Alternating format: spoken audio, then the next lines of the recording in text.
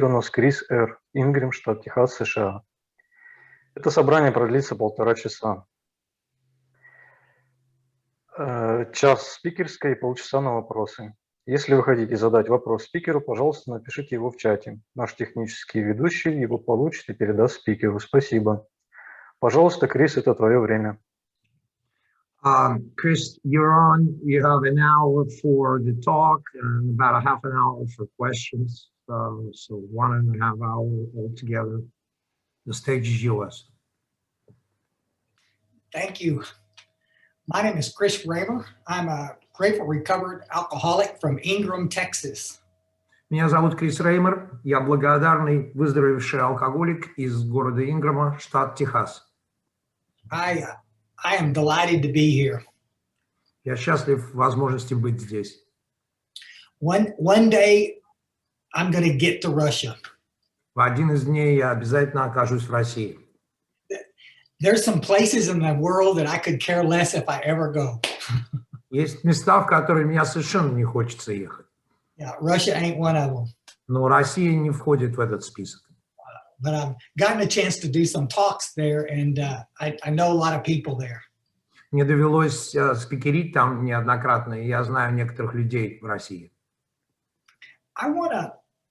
Before I get started, I want to mention I'm on a lake out here, and there's a boat making a lot of noise. So if you hear that, I'm hoping he drowns soon. Прежде чем начну, я бы хотел сказать вам, что у меня здесь рядом озеро, а на нем ездит лодка, от которой много шума, и я надеюсь, что она скоро утонет. Так что, если вы слышите, не обращайте внимания. It's Texas. Big boats and guns. I don't know.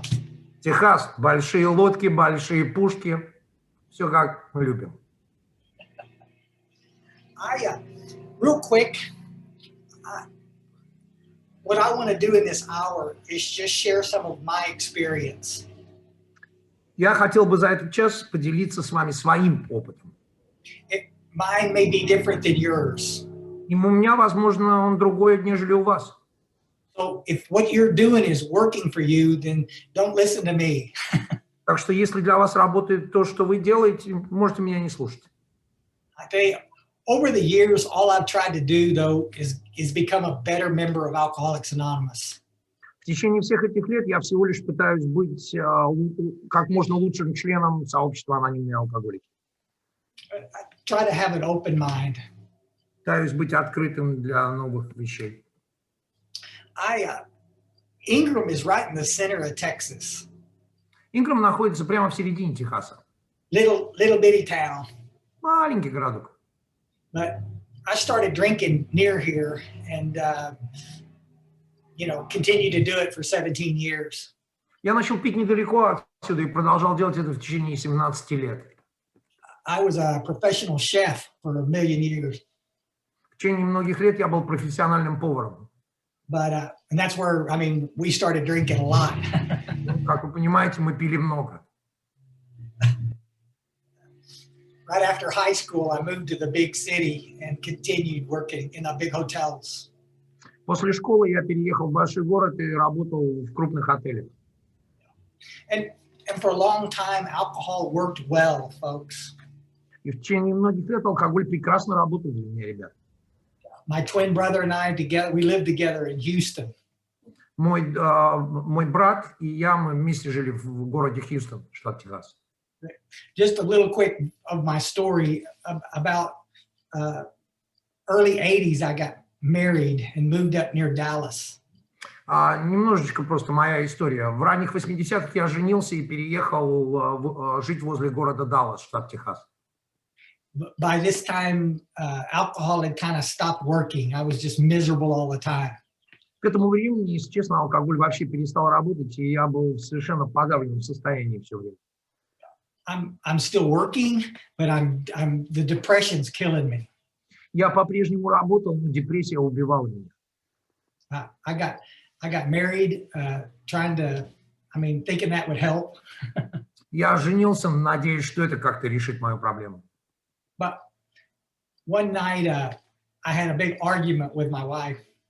Однажды вечером я переругался со своей женой. And I promised her that I would stop drinking. И я пообещал ей, что я перестану бухать.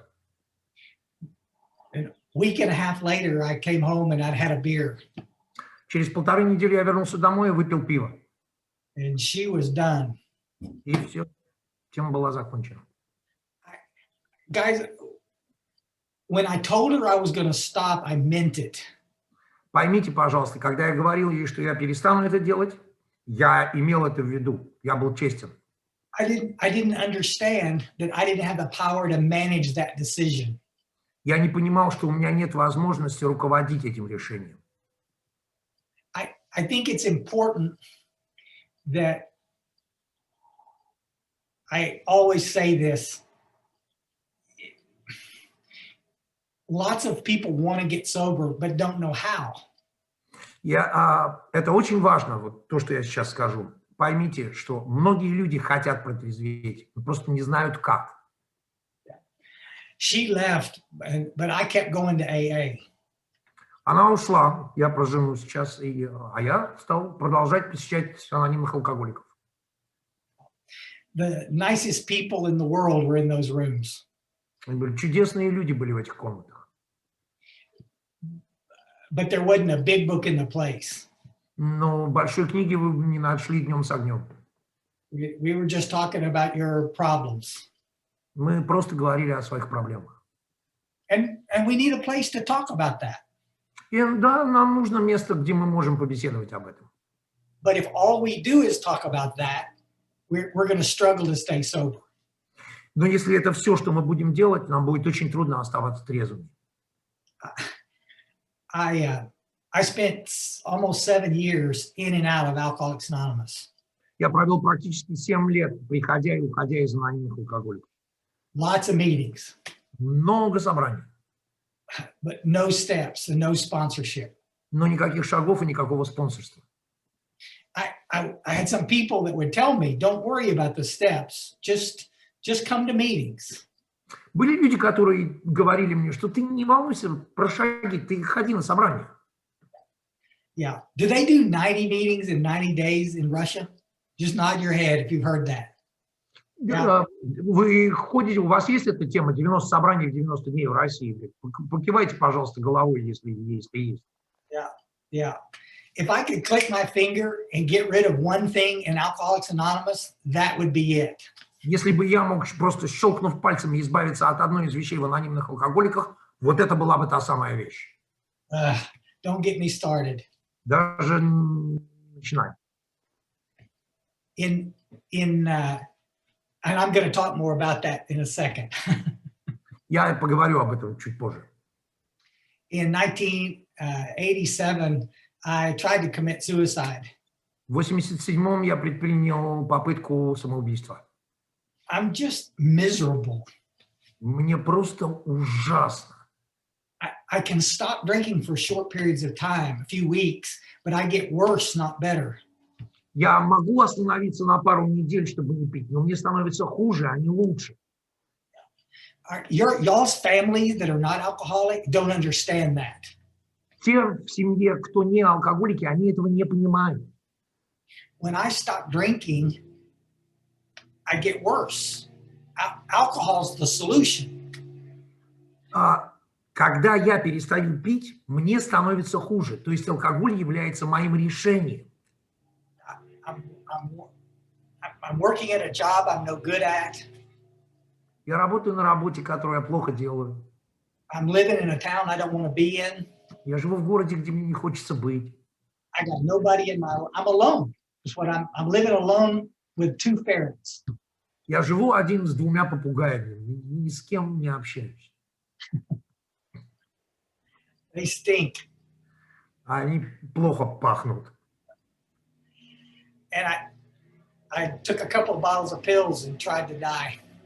Я принял несколько упаковок пилюль с мыслью о смерти. I ended up aborting that attempt. Say it again, I'm sorry. I ended up aborting that attempt. I stopped. I didn't come. Я остановил предпринятое мною соответствующим образом. Yeah, I heard a voice in my head that said, "Don't do this. Go back to AA."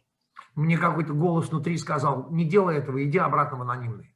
The next day I had to work late, so I couldn't go to my old meeting that I used to go to. И на следующий день я поздно работал и не смог пойти на то собрание, куда я обычно ходил. So I went to a meeting I'd never been to before, but somebody had told me about. И я пошел на собрание, о котором мне говорили раньше, но я там никогда не был. He said it was a big book meeting. Это было собрание по большой книге. I wasn't sure what that was, but it didn't sound good. Я не понимал, что это, но не звучало привлекательно. But I went in and tried to leave. Я пришел и решил, что пора уходить. And there was a little 18-year-old girl that got between me and the door and wouldn't let me go. Но одна 18-летняя девчушка, в полном смысле этого слова, стала между мной и дверью и не дала мне уйти. You don't have an idea who God's going to use to help you. Вы понятия не имеете, кого Бог использует для того, чтобы помочь вам. Yeah. I got to tell you real quick, the chairperson brought the topic. Я должен вам сразу сказать, что, значит, ведущий назначил тему. Basically, it was about how our lives had changed as a result of working the steps. И тема была, как наши жизни поменялись в связи с тем, что мы работали по шагам. Yeah.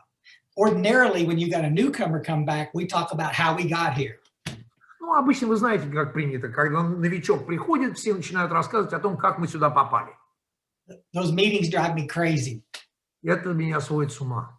Yeah, because like we're going to scare a newcomer into recovery. No. Как будто мы сможем испугать новичка в то, чтобы он кинулся прямо вот выздоравливать. Нет. Those folks talked about getting a new car and going back to school and having families. Эти люди говорили о том, что они купили новую машину, о том, что они пошли обратно в школу, вернулись в семью. Yeah. I'm not knocking your story. Friday night from the podium is a good place to share your story. И я вовсе не говорю, что ваша история, ваш рассказ о себе ничего не стоит.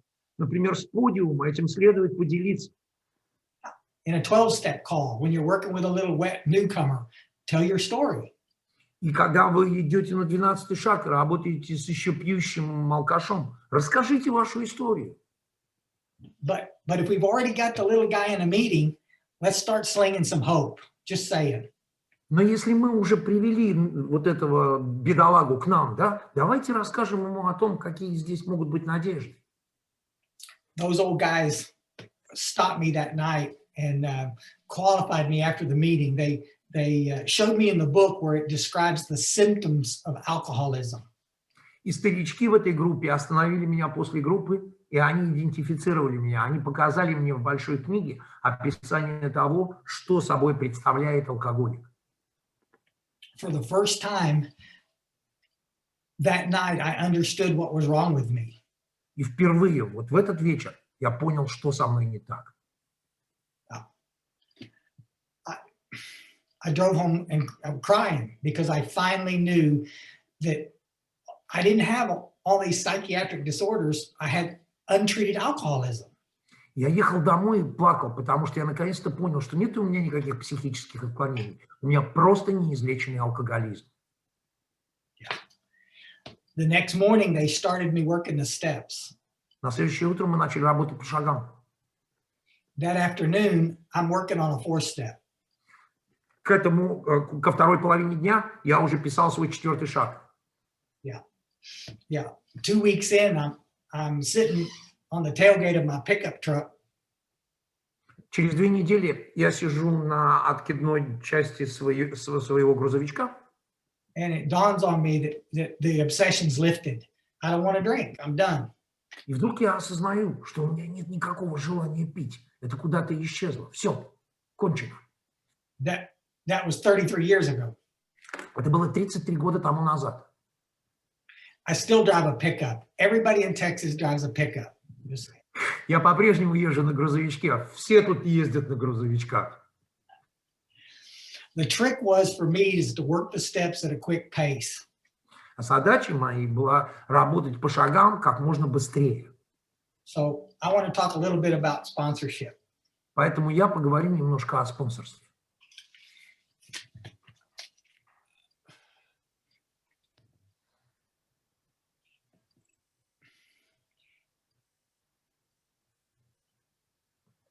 There's a lot of hard drinkers in Alcoholics Anonymous. В анонимных алкоголиках очень много сильно пьющего народа. That means they're not alcoholic. Чтобы вы поняли, это означает, что они я их категоризирую как не алкоголиков. That means they don't need to work the steps. Им нет необходимости работать по шагам. They don't need a spiritual experience. Им не нужен духовный опыт. All they need to do is go to a lot of meetings. Все, что им надо, это ходить на много собраний. And there's nothing wrong with that. И нет ничего в этом страшного.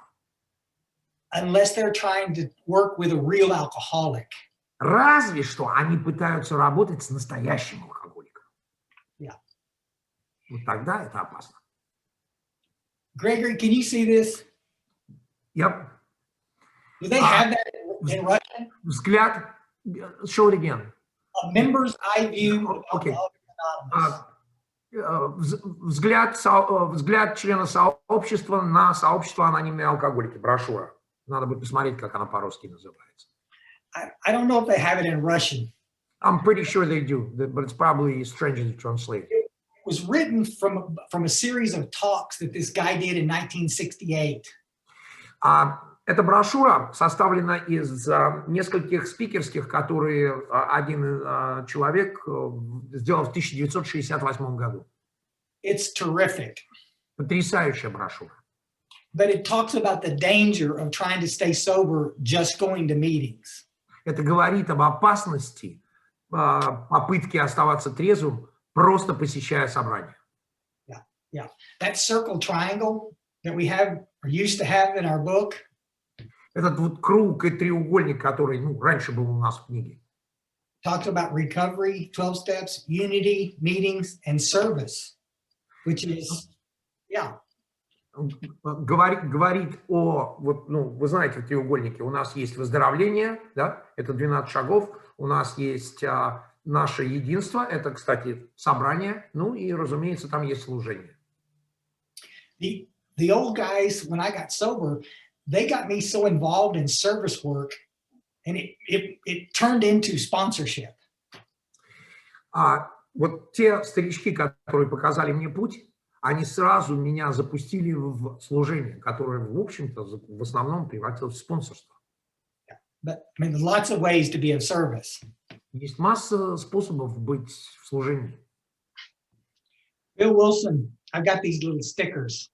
У меня есть такие маленькие наклеечки. In As Bill Sees It, the little book on page 152. Как это видит Билл на странице 152. There's an excerpt from a letter that Bill Wilson wrote in 1942. Есть кусочек из письма, которое Билл написал в 1942 году. Our chief responsibility to the newcomer Наша основная ответственность перед новичком is an adequate presentation of the program. Адекватная презентация программы.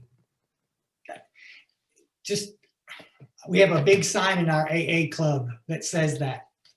У нас в моем клубе, куда я хожу в анонимных, висит огромный постер на стене, на котором вот сказано именно это. Because I think a lot of people forget that. Потому что многие люди забывают об этом. For 7 years in Alcoholics Anonymous, listen, those people loved me, but they never showed me an adequate presentation of the program. В течение 7 лет вот те люди, к которым я изначально ходил, они любили меня, но они никогда не дали мне вот эту адекватную презентацию программы. Keep coming back is not an adequate presentation of the program. Приходи еще не является адекватной презентацией программы. Oh man, I know. I made some of y'all mad there. I'm not saying don't say it. Я, похоже, разозлил некоторых из вас. Я не говорю вам, что этого не надо говорить. But follow it up with something. Ну, пожалуйста, пусть за этим следует еще что-то. I gotta show you something. Мне надо показать вам кое-что.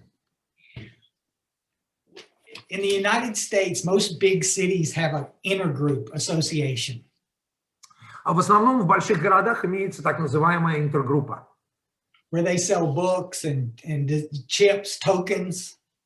а там продаются, как вы знаете, книги, там продаются медальки, ну, вся наша мишура. So we monitored those for years. Мы отслеживали это в течение многих лет. These are from, these happen to be from Houston Intergroup. Вот вам из Хьюстонской интергруппы. Город Хьюстон, большой город в Техасе. This is in 2019 before COVID. Это в 2019 до ковида. And let me tell you, this is not scientific. Пожалуйста, поймите, здесь ничего такого особо научного-то нет. There are lots of places to buy chips besides Intergroup. Можно много где купить те же самые медальки, кроме интергруппы. They sold 16,207 Desire chips that year. Они в этот год продали 16 207, по-моему, он сказал, этих самых медалей 24 часа, которые. Yeah, little token to hang on to. They sold in 1 month chips 6,751. 6521 они продали, та, которая 1 месяц. That number between Desire chip and 1 month dropped 9,456. Вы понимаете, что там разница почти 9,5 тысяч, 9420 с хвостом. 1 month chips, 1,448. That's 1 month, did you say? Or 2 months? 1 year chips, I'm sorry, 1 year chip. Okay. А те, которые одногодные, вот, на 1 год, их продали 1000 с хвостом. That's less than 9%. In 1955, when the Big Book went into its 2nd edition, в 1955 году, когда вышло второе издание большой книги, we had a 75% success rate in the United States. у нас был где-то 75% уровень выздоровления, успеха в анонимных алкоголиках. And now we've got less than 10%.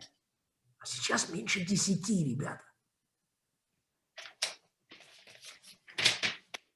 That's terrible. Это ужасно. We've gotten away from our understanding our primary purpose. Мы реально отодвинулись в сторону от понимания нашей основной задачи. Bill Wilson wrote in 1958. В 1958 году Билл Уилсон написал следующее. Sobriety, freedom from alcohol, through the teaching and practice of the 12 steps, is the sole purpose of AA. Трезвость, это, как это видит Билл, страница 69, по-моему. Трезвость, обучение и практика 12 шагов является основной целью группы. Единственной, извиняюсь, поправочка, единственной целью группы. Yeah. Any of this stuff I read, I'll put my email on that chat, and you can email me, and I can send it to you. Yeah. Я заброшу свой email в чат, и если кому-то заинтересует некоторые вещи, которые я зачитываю, буду рад переслать вам их. Bill Wilson in 1961, that was 10 years before he died. В 1961 году Билл Уилсон написал следующее. Это было за 10 лет до его смерти. Wrote this article for the Grapevine. Он написал статью для журнала Grapevine, called The Dilemma of No Faith. Которая называлась «Дилемма отсутствия веры». One little quote. Though 300,000 did recover in the last 25 years, несмотря на то, что 300 тысяч выздоровели за последние 25 лет, maybe 500,000 more have walked into our midst and then out again. Почти 500,000 приходили, побыли среди нас и ушли. Yet we can't well content ourselves with the view that all these recovery failures were entirely the fault of the newcomer. Но мы не можем успокаивать себя тем, что все вот эти вот уходы являются на самом деле виной новичков. Perhaps a great many didn't receive the kind and amount of sponsorship they so sorely needed. Пожалуй, очень многие из них не получили тот уровень спонсорства, который им был столь нужен. We didn't communicate when we might have done so we AAs failed them. Мы не передали и не объяснили им то, что могли. Таким образом, мы подвели их.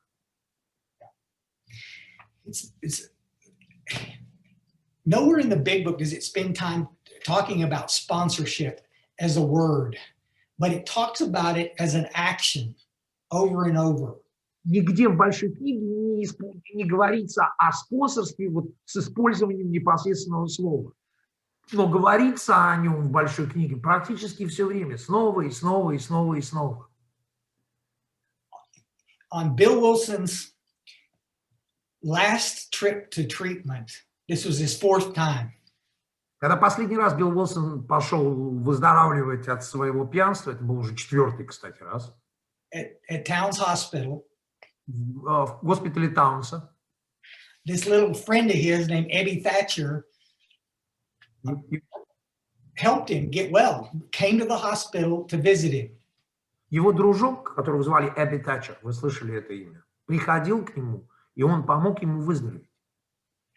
Abby had learned some spiritual principles that had helped him get sober. Потому что Эбби выучил определенные духовные принципы, которые помогли ему выздороветь. So on his 3rd day in treatment, Abby starts doing the work with him, starts talking to him about prayer and meditation and about helping others. Уже на 3-й день, когда Билл Уилсон находился в госпитале, Эбби начал беседовать с ним о выздоровлении, начал беседовать с ним о духовных принципах, начал беседовать с ним о том, чтобы нести весть. On his 9th day in Towns Hospital, Bill Wilson is making amends from the hospital, writing letters from the hospital. Вдумайтесь, на 9-й день, находясь в госпитале, Билл Уилсон уже возмещает ущерб, он пишет письма людям, которым он нанес его. That's when he had his spiritual experience. И вот тогда-то он и обрел свое духовное пробуждение. He didn't have a spiritual experience and then did the work. Это не произошло, что у него было сначала духовное пробуждение, а потом уже он работал по шагам. He was doing the work and then he had his spiritual experience. Сначала он работал по шагам, а потом произошел духовный опыт. Never to drink again. И он никогда больше после этого не пил. I mean, and he writes lots about that. И он много-много пишет об этом. The folks in Ohio, Cleveland area had twice as many people getting sober. That's where Dr. Bob was, around sponsorship. И на основе спонсорства в таких городах, как, например, Кливленд, штат Ohio, это недалеко от того места, где доктор Боб жил, да? Выздоравливали почти в 2 раза больше, чем в других местах. Yeah. 6 months sober, Bill Wilson ends up in Akron with a business deal that went bad. Думайтесь, 6 месяцев трезвости, и Билл Уилсон оказывается в городе Акрон по бизнесу, который проваливается. This story is in the foreword to the 2nd edition. Вы знаете, да, что эта история, она находится в предисловии ко 2-му изданию. He's just crumbling. He doesn't have enough money to pay his hotel bill, and he's thinking about maybe possibly taking a drink. You know, he's scared to death. Он фактически развалится, он в кусках, он не знает, как он будет оплачивать свой отель. И у него появляется мысль о том, чтобы выпить. He says, I needed another alcoholic as much as that alcoholic could possibly need me. И он понял, что ему нужен другой алкоголик, точно так же, как он нужен этому алкоголику. He didn't say, I need a meeting. He said, I need to find a drunk to work with. Он не сказал, мне нужно собрание. Он сказал, мне нужен алкоголик, с которым я смогу работать. God was all over that. И Богу это очень понравилось. If y'all ever get a chance to go to Akron, Если у вас когда-нибудь будет возможность заехать в Акрон, you can go up in the Mayflower Hotel up in that second floor in the lobby where Bill Wilson saw the marquee and started calling people that might know of somebody he could work with. вы можете зайти в Mayflower отель, и там на втором этаже есть вот это самое место, из которого Билл Уилсон звонил для того, чтобы найти этого алкоголика. I get to talk at Founders Day this year, and I'm going to get a chance to go see it again. Я буду спикерить на день создания анонимных и буду иметь возможность снова посмотреть на это место. I challenge any of you to do it and not cry. Я вот реально предлагаю вам, идите, съездите и скажите мне, что вы смогли не плакать. Ended up with Henrietta Seiberling. Он коннектится с Генриеттой Сайберлинг. Henrietta knew about Dr. Bob. А Генриетта, в свою очередь, знала про доктора Боба. And set up the appointment so Bill could talk to him. И она позаботилась о том, чтобы свести их для беседы. This was going to, Dr. Bob met with him. Доктор Боб с ним встретился. Said he was going to meet 15 minutes, and that was all. Он сказал, что дам ему 15 минут, и все. Over 5 hours later, they're still talking. После 5 часов они по-прежнему беседуют.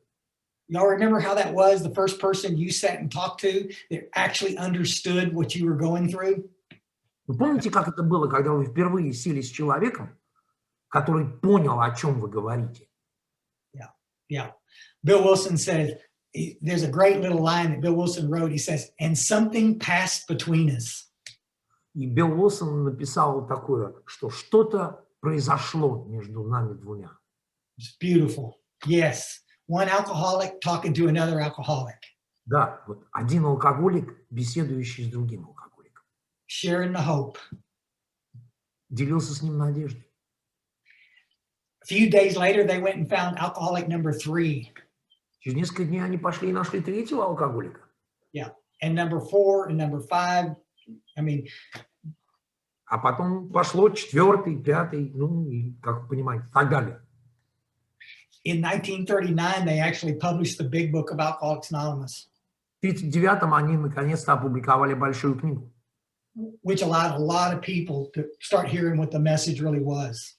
Там люди наконец смогли увидеть, каким действительно является наша весть. Yeah. Какой она.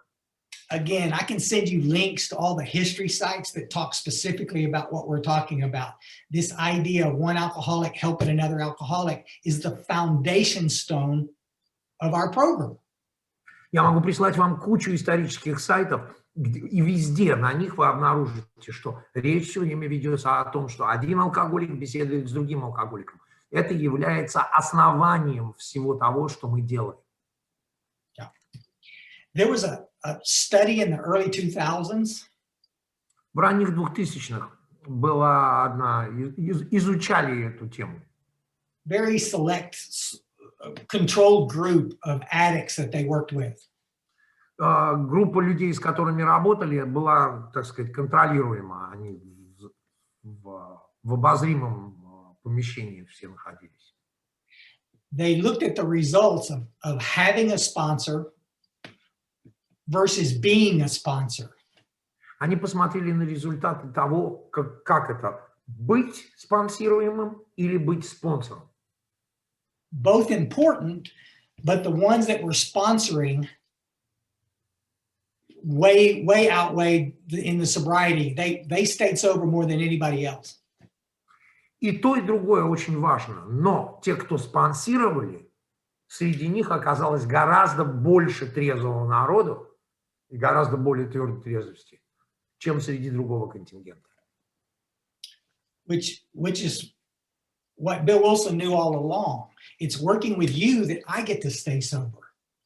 Билл Уилсон знал это с самого начала, потому что когда я работаю с вами, я остаюсь трезвым. But it makes me crazy when I listen to people in meetings, though, tell the newcomer that they're not sober long enough to help anybody. Но меня, честно, вот сводит с ума, когда кто-то из людей на собрании говорит новичку или какому-то свежему человеку, что он еще слишком, у него слишком мало ответственности, чтобы помогать кому-то еще. Abby Thatcher was a few weeks sober when he went and found Bill Wilson, saved his life. У Эбби Тэтчера было всего несколько недель, когда он нашел Билла Уилсона и, в принципе, спас ему жизнь. Yeah, nobody in the early days of Alcoholics Anonymous, folks, took longer than a few days to work the steps. Никто из ранних алкоголиков, да, вот из первых членов сообщества, ни у кого не заняло больше нескольких дней, чтобы пройти по шагам. Yeah, and with all due respect from Texas, let me say, if you're telling someone to take a year to work the steps, you need to quit that. И, пожалуйста, поймите, вот сейчас весть вам из Техаса, да, если вы кому-то рассказываете о том, что у человека должно занять год, чтобы проработать по шагам, пожалуйста, прекратите говорить это. Yeah, it took me years to finally make financial amends, but I started a week sober. У меня заняло годы, чтобы полностью возместить весь финансовый ущерб, который я нанес. Но начал я буквально через несколько недель. There was a guy named Larry Jewell up in Cleveland. Был такой чел, звали его Ларри Джул, он из Кливленда. Sorry. Back in 1940, it was a year after the Big Book got published. Это 1940 год, через год после того, как опубликовали большую книгу. His health was real compromised, and the doctor said he had to get out of the cold. Его состояние было, не самое лучшее физически, и доктор посоветовал ему поменять климат. He had the opportunity to come to Texas, to Houston, Texas. He was a newspaper man. И у него появилась возможность переехать в Техас, который гораздо теплее. А он был человеком, который работал для газетчиков.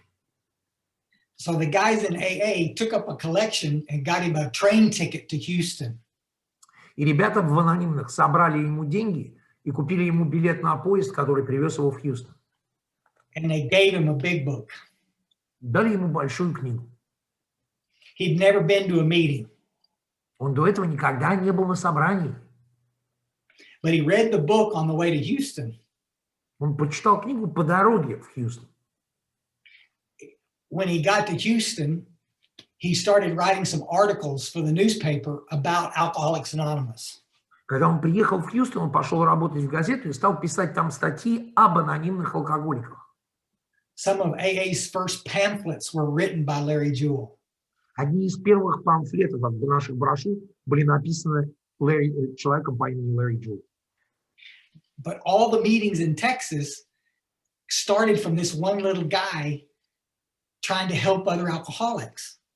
И все собрания, как таковые, в Техасе начались именно благодаря вот этому маленькому человечку, который все это, так сказать, замутил. I mean,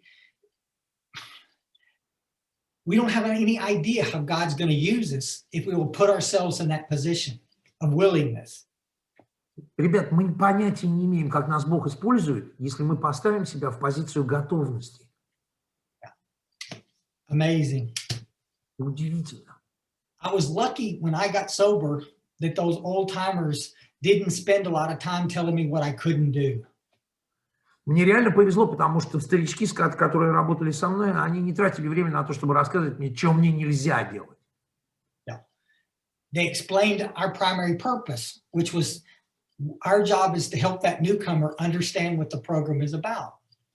Они объяснили мне нашу основную задачу. То есть, наша задача донести до новичка, о чем именно программа анонимных алкоголиков. They got me really busy, folks. And I got busy in sponsorship and service work. Я был очень занят с самого начала и спонсорством, и служением в разных структурах. Alone in my own head, I'm just like Bill Wilson in the Mayflower Hotel. I'm not well. Понимаете, когда я оставлен один на один со своей головой, я становлюсь похож на Билла Уилсона, когда он был вот в этом отеле. Я в опасной зоне. But when I can start thinking about somebody else, everything changes. Но как только я начинаю думать о ком-то другом, все меняется. It's amazing, guys. It's the stuff that we got through that makes us so valuable to helping that little newcomer. Это совершенно удивительно. Поймите, что все то, что с нами случилось, становится безумно полезным именно в помощи вот этому новичку. There are lots of well-meaning doctors and therapists and counselors that help us a lot. Есть очень много разных докторов, консультантов, врачей, психологов, которые реально полезны и помогают, чем могут. I've worked in the treatment business for 28 years. I do clerical work. Я работаю как раз, кстати, в сфере выздоровления от зависимости. Я работаю работаю с бумагами. We take our patients to meetings several times a week. Мы отвозим наших пациентов несколько раз в неделю на разные собрания. I wish I had a nickel for every time one of them said, you know what finally clicked for me? It was that guy in that AA meeting. Я бы очень хотел, чтобы мне давали по 5 центов каждый раз, когда я слышал, ты знаешь, ты не поверишь, что вдруг сработало для меня, когда я услышал вот этого человека на собрании. I said, what, you mean that crazy little guy with all the tattoos and the piercings and that guy? Я говорю, что ты подожди, ты про кого? Про вот этого, который весь зататуированный, весь проколотый. Ты про этого чего? It's pretty cool. Это обалденно. The question always gets asked, how do you find a sponsor? Часто задается вопрос, а как найти спонсора? So, again, go to a meeting. Ну, разумеется, идите на собрание. Listen for someone that sounds like they know what they're talking about. Слушайте тех, кто звучит так, как будто они понимают вообще, в чем тема-то. Not somebody just spouting one-liners. Не кого-то, кто там одними лозунгами кидается. And then walk up to them and ask them, this is scary. Ask them, have you had a spiritual experience as a result of working the steps? А потом подойдите к ним и задайте такой вопрос. Понимаю, что будет страшновато, но задайте его. А у тебя было духовное пробуждение, потому что ты проработал по шагам? Oh, they'll do one of two things. Произойдет одно из двух. They'll back up from you like that. Они либо отодвинутся, прям шарахнутся от вас. Or they'll grab you and give you a big hug. Или они просто вас схватят в охапку и обнимут вас. Yeah. I hope you get the hug. Я очень надеюсь, что вас обнимут. Guys, I want somebody excited about their life. I'll say this real quick. Я хочу кого-то, кто просто в восторге от своей жизни. Вот я вам сейчас кое-что быстро скажу. If you go to a meeting, you go in, maybe it's the first time in, and there's nobody laughing in there, leave. Вы придете на собрание вот впервые, да? И вы не слышите там смеха, я вам советую, уходите. God, I mean, people, they walk into a room, there's a bunch of grumpy old bastards sitting over there smoking in the corner, just miserable. I don't want that. Понимаете, представьте себе, приходите вот в комнату, а там сидит кучка каких-то гнилых кренделей, все такие унылые, сидят в углу, там курят. Мне-то это зачем? I go to some Zoom meetings, you can't get a word in edgewise. There's just so much. Go early, and you just talking, and everybody's laughing. Go to some young people's meetings. Oh my God, they're the best. Я хожу на зумовские митинги, там слово даже не вставить, там приходят раньше, беседуют друг с другом, там ржака. Сходите на группы молодых, тоже потрясающие энергии. Yeah. I'm not worried about the length of sobriety. Everybody thinks that the old guy with 50 years would be the best sponsor. Я не особо парюсь по поводу длительности трезвости. Не обязательно, чтобы человек с 50 годами трезвости был самым лучшим спонсором. Not necessarily so. Не всегда так. I'd rather be sponsored by a guy that's 6 months sober and excited about recovery. Я предпочту, чтобы у меня был спонсор, у которого 6 месяцев трезвости, но он в восторге от своего выздоровления. Than somebody 30 years that just seems unhappy all the time. Чем кто-то, у кого, скажем, 30 лет, но он постоянно унылый, ему не нравится его жизнь. If they're walking around with a big book, it's probably a pretty good indication they're okay. Если они ходят, и у них в руках большая книга, скорее всего, этот человек заслуживает внимания. Yeah. I mentioned here real quick, and anytime I do workshops, this makes some people crazy. Я вот сейчас скажу кое-что, и каждый раз, когда я вот провожу семинары и упоминаю об этом, некоторых людей это просто заводит. As a general rule, I think it's best for men to sponsor men and women to sponsor women. Как правило, лучше всего, чтобы мужчины спонсировали мужчин, а женщины – женщин. I know there's great exceptions. Я понимаю, что есть исключения. But I have seen hundreds of disasters. Но я видел огромное количество вещей, которые просто были разрушительными в этом плане. Besides, I never knew a woman that couldn't pull the wool over my eyes, ever. Я, честно вам скажу, я никогда не встретил женщину, которая не может меня охмурить. All she's got to do is start crying, and I'm done. Oh, okay, don't worry about it. I'll do your 4-step for you. Потому что все, что ей нужно сделать, начать плакать, и в этом случае я сразу, ой, ты только не плачь, я сам напишу твой 4-й шаг. I think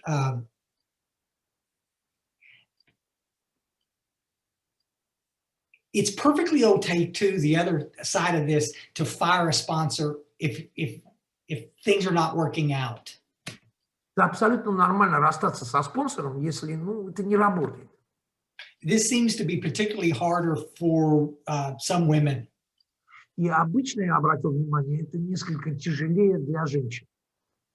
This, I don't want to fire her because we've become good friends. And that's what happens in sponsorship a lot of times. Я не хочу с ней расставаться, как со спонсором, потому что мы стали очень хорошими друзьями, что в свою очередь, кстати, часто случается. But if you're not growing spiritually, но если вы духовно не продолжаете расти, or perhaps they don't have the time anymore to mess with you, возможно, у них просто нет времени с вами заниматься. You might need to go look for someone else. Возможно, вам надо пойти и найти кого-то другого. I just think it's important to have a sponsor that you're using. Я считаю, что очень важно иметь спонсора, которого вы используете. Yeah. When my old sponsor Mark passed away, I got another guy in our sponsorship lineage, a guy named Gary B in Indianapolis. Some of y'all know him. He's a something else. Когда умер Марк Хьюстон, they know Mark very well. Yeah. Number of things have been translated. Когда умер Марк Хьюстон, который был моим первым спонсором, я себе взял спонсора, человека, которого вы тоже, возможно, слышали, Гэри Браун из города Индианаполиса. Yeah. And understand their job is to hold us accountable, just to kind of keep us on the path.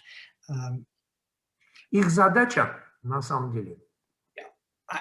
I'm lucky that we have an AA group that we read the book. So we're not having to do that in sponsorship. We're there to make sure that the newcomer works the steps. Вот смотрите, это очень важная вещь. Вот у нас та группа, которую я посещаю, мы работаем по большой книге. Поэтому, например, у меня нет необходимости сидеть и читать большую книгу с моим спонсором. Но очень важно, чтобы я был подотчетен моему спонсору. Yeah. Like I said again, nowhere in the history, if you look at any of those websites I can send, nowhere in there does it talk about taking your time to work the steps. Please, there's a sense of urgency to finish. Я могу, как я уже сказал, прислать вам кучу ссылок, но нигде, абсолютно нигде вы не найдете, что сказано, что не торопитесь с работой по шагам. Везде, наоборот, указывается срочность, необходимость сделать это как можно быстрее. Yeah. Yeah. One of the things I want to make clear, though, often with the newcomer, there's this thing called spiritual warfare. Я хочу еще один очень важный аспект упомянуть. Вот часто с новичком происходит то, что я бы назвал духовными военными действиями. Mark used to talk a lot about it. Марк очень часто говорил об этом. It's that little voice up in my head that tells me I'm not good enough. Это голос, который начинает мне говорить о том, что я недостаточно хорошо делаю свое дело. I'm not sober long enough. Я трезвый недостаточно долго. Yeah. I couldn't possibly help anybody else. I can't even help myself. Я, скорее всего, не смогу никому помочь. Я себе-то помочь не могу. Yeah, that's right. You can't. That's why we need the spiritual experience. Но вы можете. Вот почему. А вот откуда происходит духовное пробуждение. But we've recovered. The book says, there's a great little line, we have recovered and been given the power to help others. Мы выздоровели. Вот нам сказано, что мы выздоровели, и нам дана сила помогать другим. That warfare is in our head, and then if we've got some well-meaning old-timer telling us that we can't help, then we're going to listen to that. And it's like, this is one of the reasons on those statistics that we have so many failures. Понимаете, вот один из аспектов опасности вот этой вот войны в голове. Какого-нибудь старичка послушаешь, который тебе скажет, что ты не потянешь. И все. Именно поэтому вот оттуда, например, проистекает та унылая статистика, о которой я вам упомянул ранее. Yeah. My first sponsor, Don, in North Texas, when I first got sober, had me doing service work the first week I'm in there. Мой спонсор, который умер в Техасе, мой самый первый спонсор, я начал заниматься, я начал служить уже с первой недели того момента, как я пришел в анонимные алкоголики. 3 weeks in, after that suicide attempt, they told me they were going to nominate me for chairman of the cleanup committee. Через 3 недели после того, как я предпринял вот эту вот неудачную попытку суицида, да, было принято решение назначить меня председателем комитета по уборке. I'm 35 and don't want to be on anybody's cleanup committee, much less the chairman. Я в тот момент, мне 35 лет, я вам честно скажу, у меня не было никакого желания заниматься какой-то там уборкой, а уж тем более быть, так сказать, председателем этого комитета. But they calf roped me and made me go to my first group conference. Но меня повязали, что называется, и затащили меня на первое групповое сознание. Where the bastards unanimously nominated me as chairman of the cleanup committee. И они единогласно, сволочи такие, назначили меня именно вот на эту позицию. Yeah. After the meeting, I went up to this old guy, and one of the guys that qualified me. После собрания я подошел к одному из стариков, это тот, кто помог мне идентифицироваться как алкоголик. I asked him for a list of the other committee members so I could organize a rotation, a cleaning rotation. Я попросил у него дать мне список тех людей, которые еще состоят в этом комитете, чтобы, я мог определить ротацию по уборке.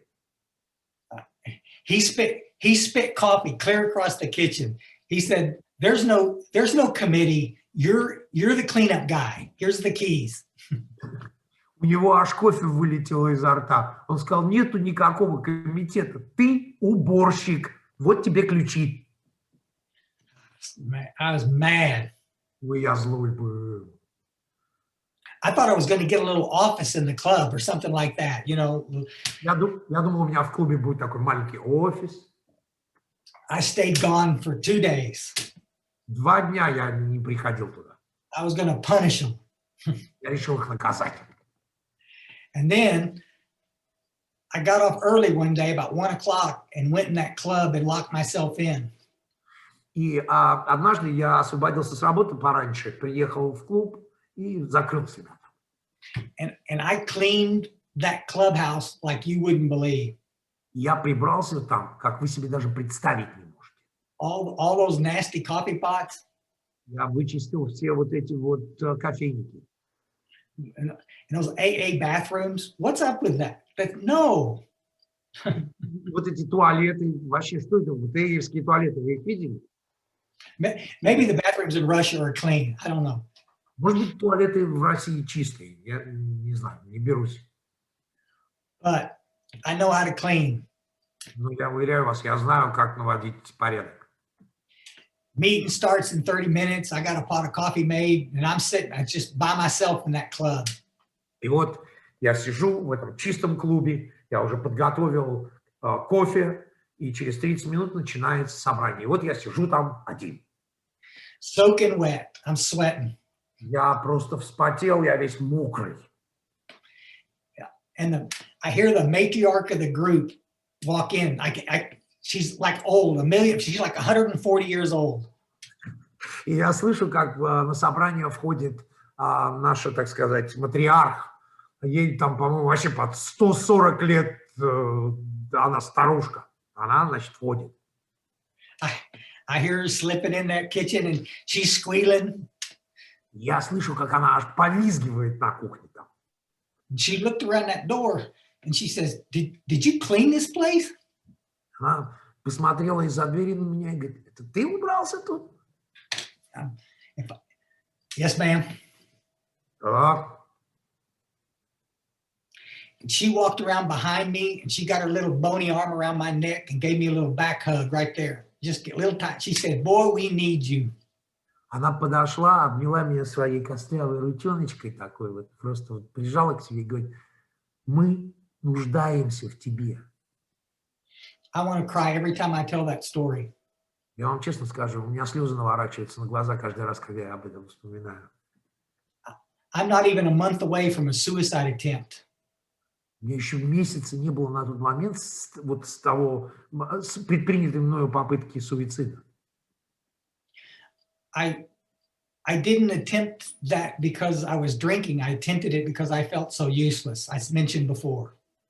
Поймите, пожалуйста, еще раз, вот я предпринял самоубийство не потому, что я бухал, я предпринял его, потому что мне казалось, что я абсолютно бесполезен. Yeah. This is the whole point of this talk, folks. It changed my life because I finally understood, even in my brokenness, I can help someone else.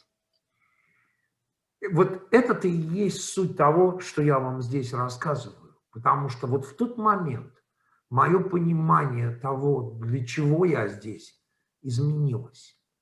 Понимаете? Даже вот в том разбитом состоянии, с вот этой вот ужасной историей за моей спиной, я могу быть кому-то полезен. Book talks about each of us in our own way. Folks, we're not all going to do this the same way, but the big book will give us a guide. Большая книга говорит, каждый из нас по-своему. То есть мы не будем это делать одинаково, но большая книга дает нам направление, в котором нам следует двигаться. Yeah. Some of you are really intellectual. Некоторые из вас большие интеллектуалы. There are people that need to talk to you. Некоторым надо поговорить с вами. There's some of you that are really gentle. Некоторые из вас очень нежные. There's people that need that. А другим людям нужно именно это. Some of you people are in your face. Некоторые из вас жесткие. There are people that need that. Есть те, кому это нужно. Just show up. Пожалуйста, приходите. We got too many people standing on the side of the trench, telling the two little guys in the trench how to do their job. У нас слишком много народу стоит вокруг вот этого рва, где находятся двое, которые, можно сказать, копают. И эти все стоящие вокруг рассказывают тем, которые копают, как они могут свою работу делать лучше. We need you in the trench. Нам помощь нужна в яме. And I know a bunch of you are. Я знаю, что очень многие из вас уже там. I'm going to end with this quote from William James, folks. William James was a great author, one of Bill Wilson's favorites. Я закончить хочу одной цитатой из Уильяма Джеймса. Это был один из очень крупных авторов и один из любимых авторов Билла Уилсона. Act as if what you do makes a difference. Why? Because it does. Ведите себя таким образом, как будто то, что вы делаете, имеет значение. Почему? Да потому что оно имеет значение. Thank you so much. Спасибо вам огромное.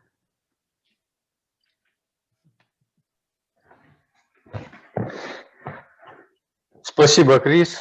Спасибо большое. Друзья, у нас есть еще время. Я думаю, можно задать вопросы, если Крис не против. И у нас есть один вопрос, который я вижу. That's okay. We'll throw a question or two your way. They already have one ready. Давай.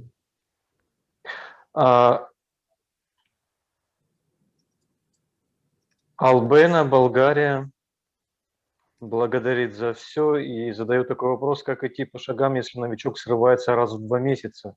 Переждать, чтобы протрезвел, возвращается при каждом срыве на первый шаг или двигаться вперед независимо от срыва. Такой вопрос.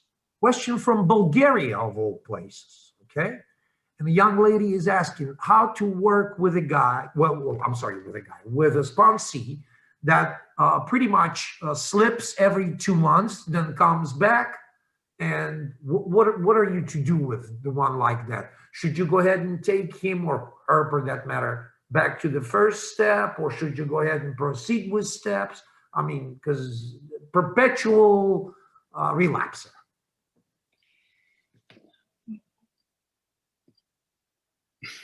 The biggest mistake we make in Alcoholics Anonymous is assuming that the newcomer knows what it is to be an alcoholic.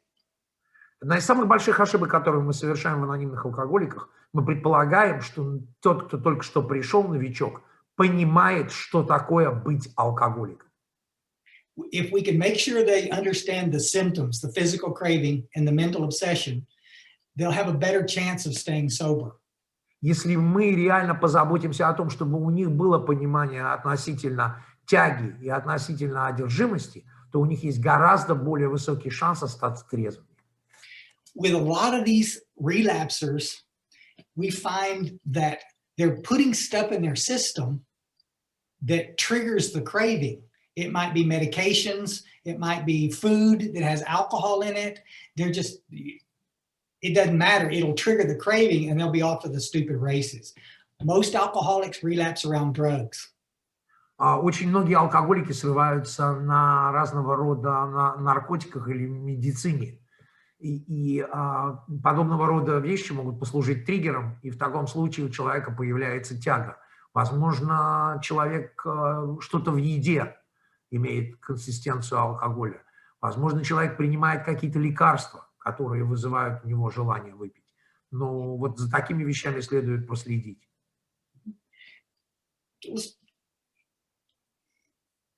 It's like a stopwatch. If I stop drinking, then the window's open for a bit, and then it closes.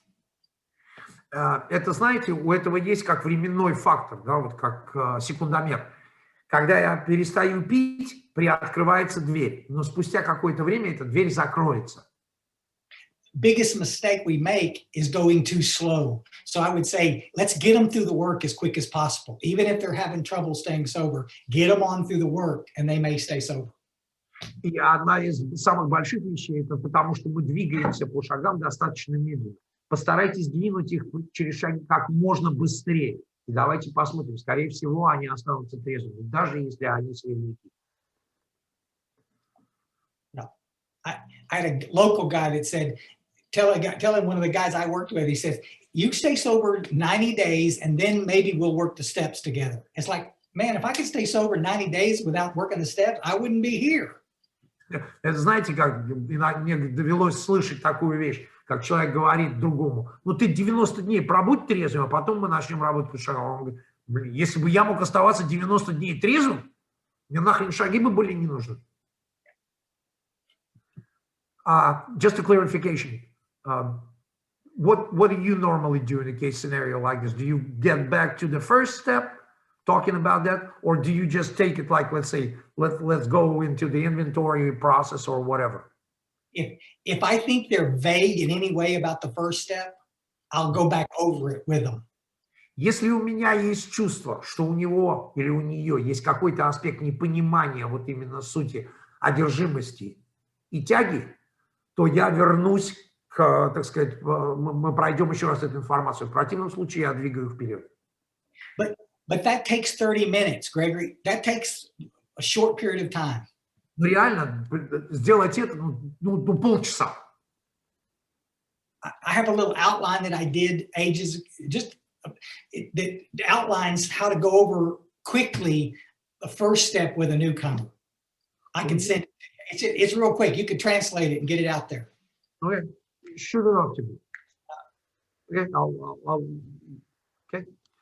Есть, я даже составил такой набросок, списочек порядка быстрого, вот, как быстро провести человека по вот, первому шагу, ввести его в курс дела.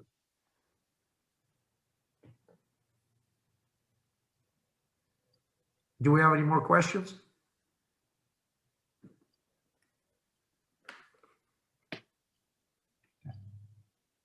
We scared them. I know, they're thinking. Only Helena is smiling. She knows what's going on. It must be dinner time there. Ребята, у нас вопросы еще есть? Good. Да, вопросы есть еще, и время у нас тоже есть, поэтому я задам следующий вопрос. Go ahead. Давай. Есть вопрос от Кирилла, что сделать с подопечным, который ничего не делает? Guy is asking what to do with a sponsee that isn't doing anything. I say this. Perhaps there's someone else you would rather work with. Я обычно говорю в таких случаях, ну, возможно, есть кто-то, с кем ты бы предпочел работать, нежели со мной. See, most people don't believe this is life and death. They think it's an inconvenience. Большинство людей не верят в то, что это жизнь или смерть. Они считают это, ну, своего рода неудобством. If you understand the symptoms, though, if somebody explains it, buddy, it'll make you sick. The urgency will be there to finish the work. Но если у тебя есть четкое понимание симптомов, у тебя не будет никаких задержек в этом плане. Ты поймешь, что это вопрос жизни и смерти. I don't fire sponsees, but I give them the opportunity to go. But it's just saying, it's not okay that you drag your feet while other people suffer. Let's go. Я не увольняю подопечных, но я им озвучу, вот даю предложение, может быть, они хотят куда-то в другом направлении двигаться, или же я им говорю, так, давай быстренько, хватит тут шаркать ногами, когда другие все вон бегут. Давай, за дело.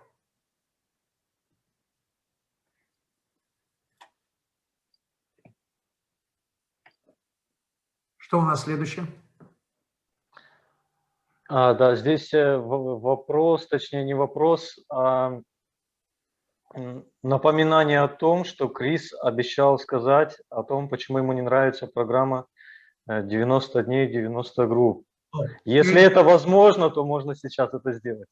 There is a reminder that somebody throw in there that states that you mentioned that you will say why you do not like the idea of 90 meetings in 90 days.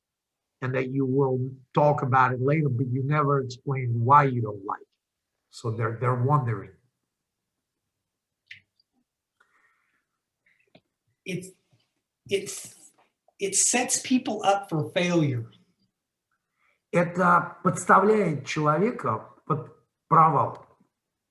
If you're a young college kid living in your mom's basement, если ты молодой парнишка, который учится в университете и живешь там у своей мамы в подвале. And you don't have a job, и работы нет тебе. Then go to 90 meetings in 90 days. Ну так иди на 90 собраний 90 дней. Почему нет? But if you're a single mother of 2 kids, ребят, если ты мама, мать, одиночка, и ты мать 2 детей, sure as the sun's going to come up, one of them's going to get sick sooner or later. Ну, вы же понимаете, вы знаете, как дети заболеет кто-то или что-то такое. Ну, And you're going to miss a meeting. и ты будешь вынужден пропустить собрание. And then some idiot Ну, и потом найдется идиот, will make you start over. который скажет, ты должен начать снова. It's just, that's the problem in our fellowships, is that we focus on one piece of the circle triangle, the meetings, go to meeting, go to meeting. I think we should tell the newcomer, go to as many as you can go to. It's important. Понимаете, проблематичным является вот то, что мы начинаем концентрироваться на одной стороне вот этого треугольника. И начинается вот это вот вечное толдычение. Иди на собрание, иди на собрание, иди на собрание. Я считаю, что самое правильное сказать новичку, ходи на столько собраний, насколько только можешь. Yeah. I watch people just go to meetings, 120 in 90 days and relapse. It's just nowhere in the book does it say going to a meeting will keep you sober. It says, я видел людей, которые за 90 дней сходили на 120 собраний и сорвались. И что? But understand, I love meetings. Just, I go to 2 or 3 a week in my home group, and it's my highlight of my week, getting a chance to watch everybody get well. So, yeah. Пожалуйста, поймите, я обожаю собрания. Я хожу вот сейчас там на 2-3 всегда, особенно на свою домашнюю группу. Я безумно рад там быть. Yeah. Y'all try to get that brochure because it talks about that. It talks about sitting in meetings dying. That membership by view of AA. Yeah.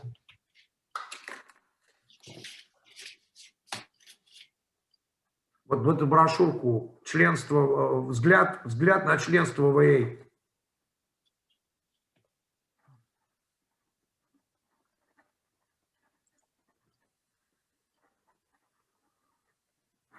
Надо будет посмотреть, как они на русский это перевели.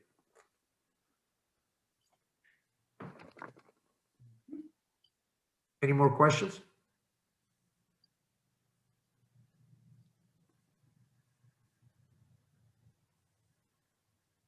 I must have been good. I answered all the questions. You're awesome. You're awesome. Very good. But you always are. At least in my books, I don't know if it matters.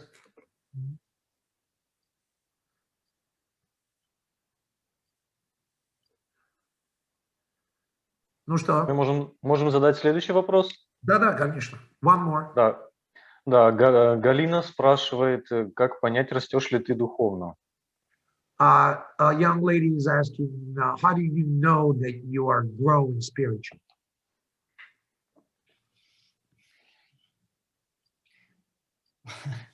When you stop fighting everybody in your life, and that there's moments of absolute contentment, some real happiness, I think you're there. Когда ты вдруг перестаешь воевать со всеми вокруг, и к тебе приходят вот эти вот моменты успокоения, спокойствия. Yeah. Ты пришел туда. But I don't live off a spiritual experience I had 33 years ago. Но я не живу на том опыте духовном, который я получил 33 года назад. I have a current experience with God. У меня мой опыт моих взаимоотношений с Богом, он вот здесь и сейчас, он современный, можно сказать.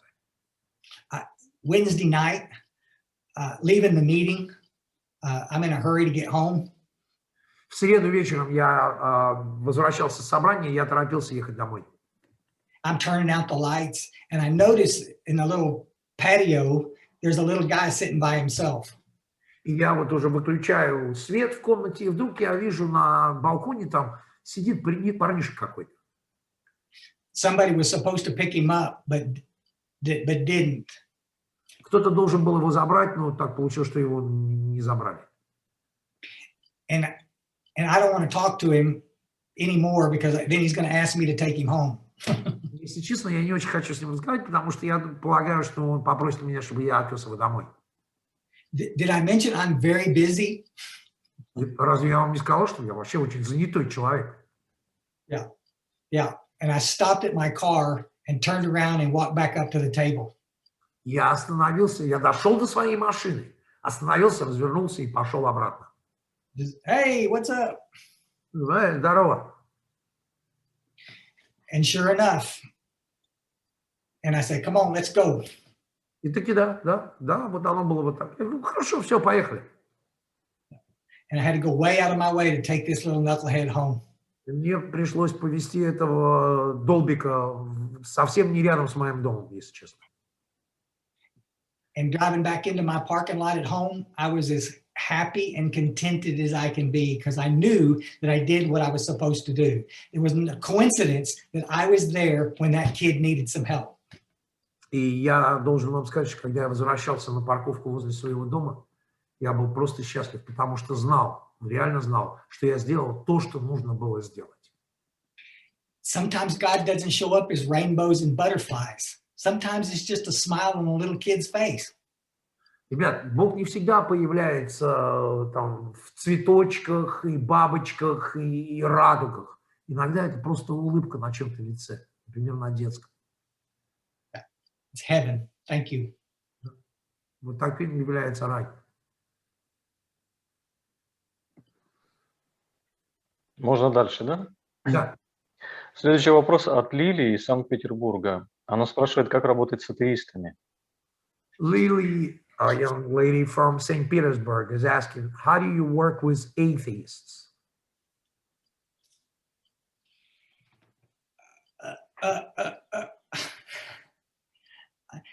Not well. Не очень хорошо. My deal is this. I love atheists. I don't have a problem. My deal is this. If they will do the work, they will have an experience with something. I've never seen it fail. На самом деле я обожаю атеистов. Но, знаете, давайте так. Ты давай работу вот сделай, которая предлагается, и у них обязательно будет вот этот вот духовный опыт, вот эта связь с чем-то. Yeah. Second step proposition talks about, are you willing to believe there's something out there bigger than you? And even the staunchest atheist will sometimes say, well, I don't know, probably. Let's go. Смотрите, ведь в предложении второго шага нам говорится о том, что ты можешь хотя бы предположить, что есть нечто, что больше тебя. Даже абсолютный атеист вряд ли скажет, нет, не могу. Ну и вот этого вполне достаточно, давай, двигаемся. One of the coolest things about Alcoholics Anonymous is that Bill Wilson didn't get in the middle of this telling you what you had to believe. Thank God that we didn't do that. Одна из шикарнейших вещей относительно анонимных алкоголиков, что Билл Уилсон никогда никому не тыкал, во что и кто должен верить. И это здорово.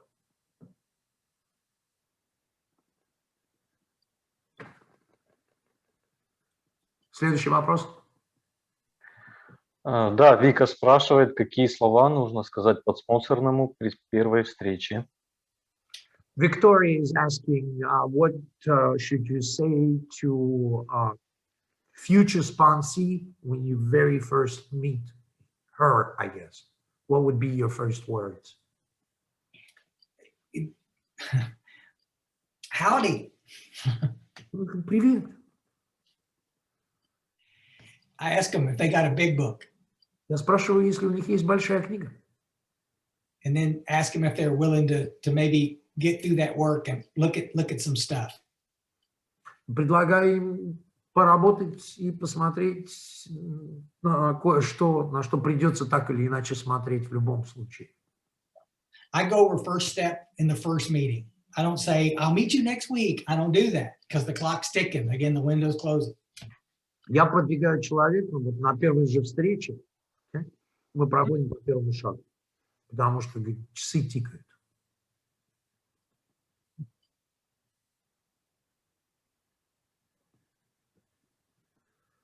Следующий вопрос. Да. И Виктория спрашивает, можно ли потерять духовное пробуждение?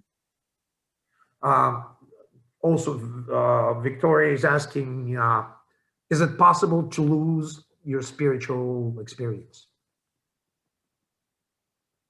Yes. Да. Yeah. Bill Wilson talks about living life a day at a time. Билл Уилсон говорит о том, что мы должны жить свою жизнь вот только сегодня. I can't live off that experience I had 33 years ago or 6 months. I got to have a daily connection, reconnect. That's why prayer and meditation is so important. That's why, 33 years later, I still sponsor a slew of guys, and I stay just as active as I watch a lot of people lose it. And, again, in this coronavirus, I watched a lot of people that left the meetings because of the virus here in the States. And we lost a lot of double-digit sobriety. People had long-term sobriety and lost it. They couldn't go to meetings, and they wouldn't go on Zooms because you can't, yeah. Да, это возможно. Я не могу жить, Билл Уилсон неспроста сказал эти слова, я не могу жить на том опыте, который был у меня 33 года назад, 6 месяцев назад. Мой опыт вот этого осознанного контакта с Богом, он должен быть ежедневным.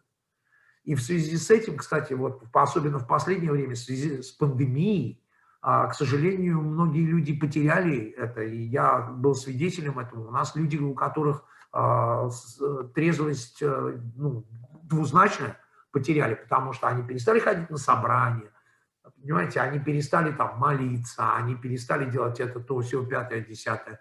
И это часто случается, особенно вот в нынешней ситуации. Им не нравилось, например, ходить на Zoom, да? Живых собраний не было. Они как-то отстранились, отодвинулись от всего этого. Это привело к плачевным результатам. Следующий вопрос. Да, сейчас следующий вопрос от Екатерины. Я думаю, это последний вопрос. Okay, the last question.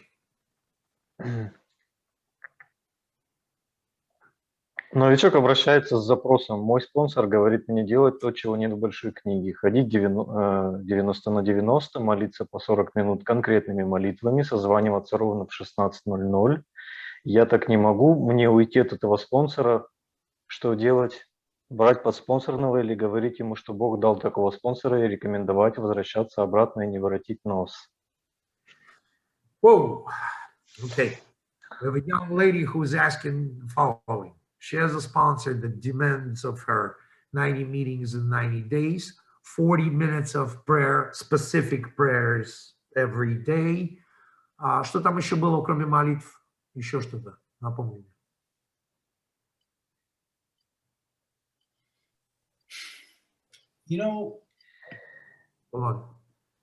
And, там кроме молитв что-то было. Молитвы, хождение на собрание, 90 собраний в 90 дней и еще что-то. Да, брать другого подспонсорного.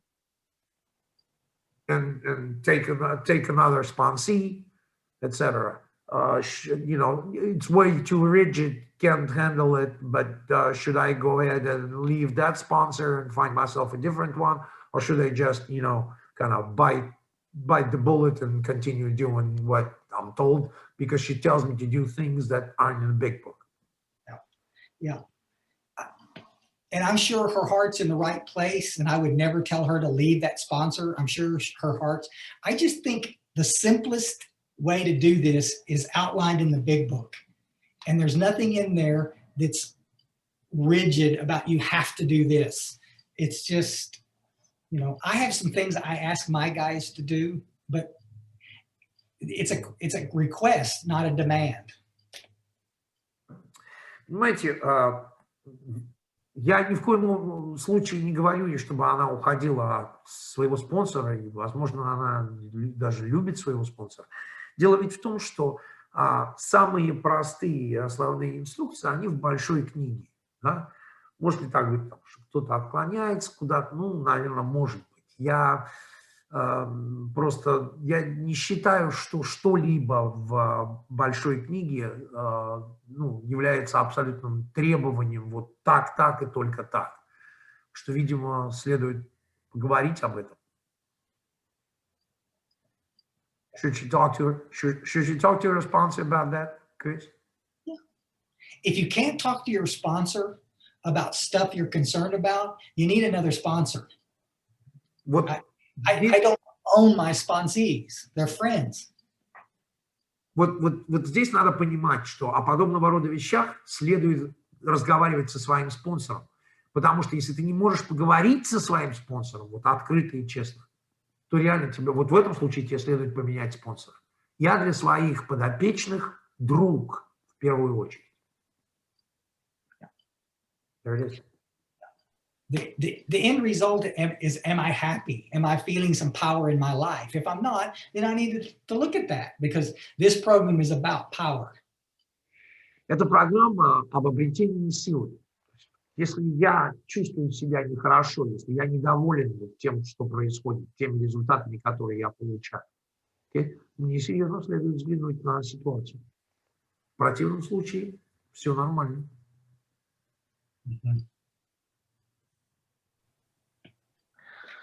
Спасибо, Крис. Спасибо большое. Друзья, прошу прощения у всех, чьи вопросы я не зачитал, а сейчас наше собрание подошло к концу. Спасибо, что предоставили мне возможность провести эту встречу. Если кого-то обидел, прошу вас прощения. Хочу напомнить вам, что мнения, высказанные на собрании, это личное мнение и опыт каждого, а не мнение АА в целом. Друзья, объявление 7-й традиции. Когда же мы выказываем щедрость, опуская деньги в шляпу, это служит признаком нашей благодарности за проявленное к нам милосердие и свидетельством острого желания поделиться тем, что мы обрели со все еще страдающими алкоголиками. Билл Уилсон. Ссылка на 7-ю традицию выложена в чате. Закончим наше собрание декларацией ответственности АА. Если кто-либо где-либо в беде будет страдать от алкоголизма или зависимости, я хочу, чтобы рука помощи протянулась к этому человеку. Спасибо. Давайте помолимся все вместе, каждый про себя. Боже, дай мне разум и душевный покой, принять то, что я не в силах изменить, мужество изменить то, что могу, и мудрость отличить одно от другого. Аминь. Всем спасибо. Chris, thank you very, very much, man. I'll give you a call. Please. Try to catch up with you. I'll try to catch up with you a little later. I want to chat with you. You did such a good job. Thank you so much for being here, Gregory. Appreciate it. I love you, man. It's great to see you. Okay. I was talking, I saw Gary just recently. As a matter of fact, I'll see him again on Tuesday. So tell him I love him. I'll tell him what a great job you've done. Please. Hey, otherwise, you know, it's a shit show. Okay. Love you. You take care of yourself, and thank you. Thank you very much. Okay, guys. Have a great day, man. Time for work. I love y'all. God bless you. Люблю всех вас. Yeah. God bless you.